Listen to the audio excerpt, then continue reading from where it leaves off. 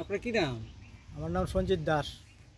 আপনার কি ফসল আছে এখানে? আমার এখানে শসা আছে, উস্তা আছে, লাউ আছে, এরপরে ঝিঙ্গা আছে। ঠিক আছে না?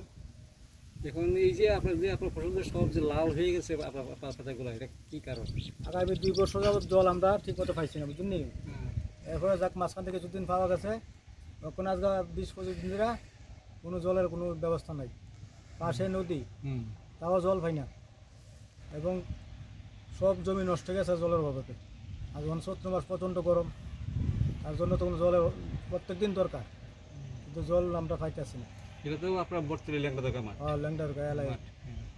এটা কি সমস্যাটা কি শুধু আপনার বা না সমস্যা সব কিছু? না না, সবাই এই পুরো মাঠের সমস্যা। কি কি ফসল হয় এই মাঠের ভিতরে? এই মাঠে আপনার সব ধরনের ফসল হয়। আচ্ছা, শসা, ঝিঙ্গা, করলা, উস্তা, লাউ, বেগুন, এরপর দিয়ে আছে আপনার পটল, আচ্ছা। সব ধরনের ফসল হয় এখানে। আমরা অনেক ক্ষেত্রে দেখলাম আবার মানে জলে বা একটু ভিজা ভিজা মানে এরা কোথেকে জল আনছে? তারা অনেক পরিশ্রম করিয়া হ্যাঁ, নদীর থেকে পাম্প বা অন্য মেশিন খরচ করিয়া তেল তেল দিয়ে কোনো রকমে দিছে দিলে কিন্তু সব নষ্ট হয়ে গেছে।